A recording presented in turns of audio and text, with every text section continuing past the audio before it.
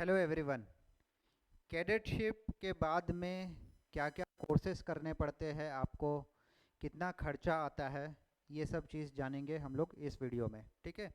काफ़ी लोगों को कन्फ्यूज़न रहता है कि हमने कैडेटशिप कंप्लीट कर लिया, या फिर आप कॉलेज में भी जब एज ए कैडेटशिप जा रहे हैं तो भी ये कन्फ्यूज़न रहता है माइंड में कि सर डीएनएस तो कर लिया, 1 साल का 18 महीने का इंटर्नशिप भी कंप्लीट हो गया, अब आके हमको क्या क्या कोर्सेज करने हैं, कितने महीने का कोर्सेज है, कैडेटशिप से थर्ड ऑफिसर बनने के बीच का क्या ड्यूरेशन रहेगा। तो ये सब चीज़ें हम लोग सारे इस वीडियो में हम लोग देखेंगे। ओके।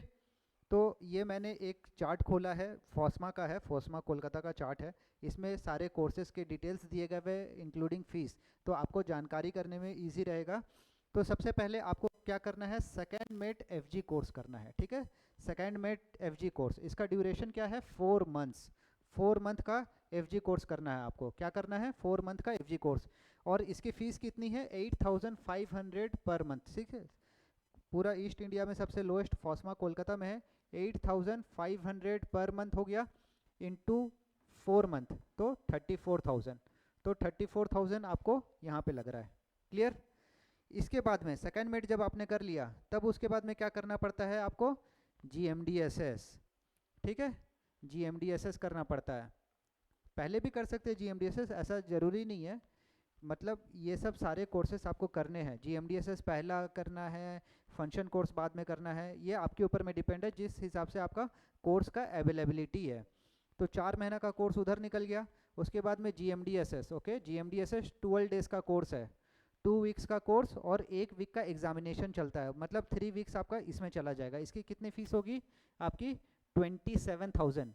ठीक है। कैडेटशिप का पैसा आपको वेस्ट नहीं करना है, बचा के रखना है भैया। कैडेटशिप में कमा लिए, एक हार्ली डेविडसन निकाल लिए भैया, सब पैसा खत्म, ऐसा नहीं करना है आपको। ठीक है। पैसा बचा के रखना है एग्जामिनेशन के लिए, नहीं तो फिर आपको फिर मांगना पड़ेगा इधर उधर से।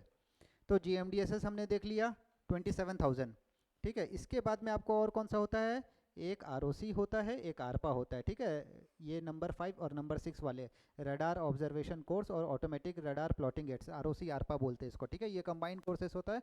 ये भी दोनों मिला के 3 वीक का कोर्स होता है। ठीक है। मंडे टू फ्राइडे 3 वीक चलता है। इसकी कितनी फीस है, 9,000 एंड 7,000। ओके।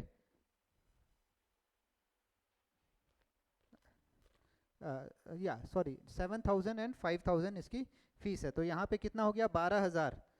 12,000 यहाँ पे हो गया। 27,000 आपका हो गया ROC ARPA का, और 34,000 हो गया आपका फंक्शन कोर्स का। तो टोटल कितना हो गया, जोड़िए, 73,000 आपका यहाँ पे कोर्सेस में निकल गए।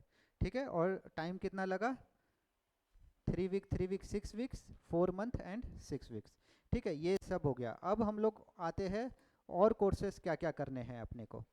ठीक है। तो और कोर्सेज के लिए हम लोग चलेंगे दूसरी जगह पे। ये चीज़ कोलकाता फॉस्मा में अवेलेबल नहीं है, इसलिए अभी हम लोग TS रहमान का वेबसाइट खोल रहे हैं। ठीक है। TS रहमान का वेबसाइट में आपको बाकी के इन्फॉर्मेशन मिल जाएंगे। यहाँ पे पैकेज में कोर्स होता है। ठीक है। तो इसमें आपको एडवांस पैकेज में जाएंगे। एडवांस पैकेज में आपको सेलेक्ट करना है, तो यहाँ पे आपको advance fire fighting, medical first aid और PSC-RB बता दिया। ठीक है। तो देखिए यहाँ पे क्या है, advance fire fighting 5100, medical first aid 2400, PSC-RB आपका आ गया 4800। ठीक है। तो ये चीज़ें हो गई। इसको ऐड करें, कितना होता है ये,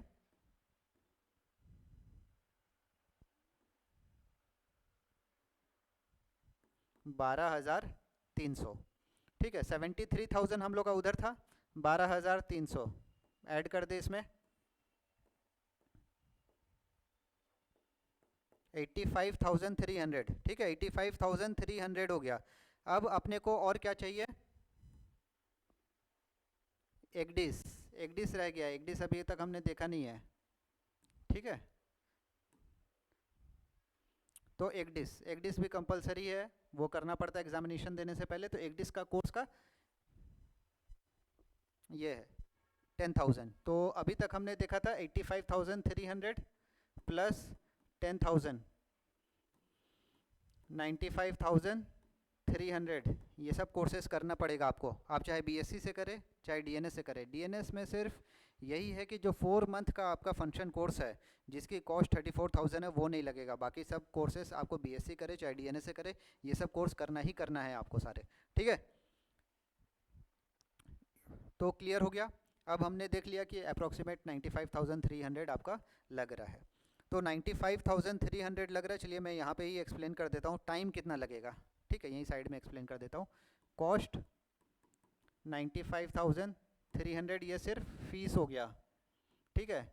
अभी ड्यूरेशन देखिए आप, duration function course 4 month, ROC ARPA 3 week, GMDSS 3 week, advance course 3 week, ECDIS 1 week, ठीक है। इतना चीज़ हो गया आपको। अब टोटल ऐड करिए कितना हो रहा है,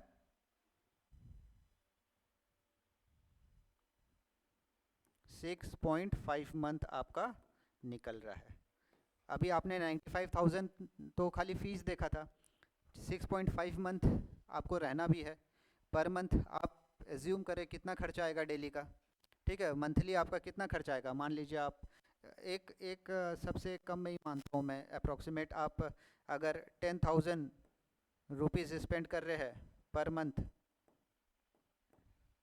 तो आपका 6.5 मंथ में 65,000 खर्चा होगा, ठीक है। 65,000 प्लस 95,000 1,60,000,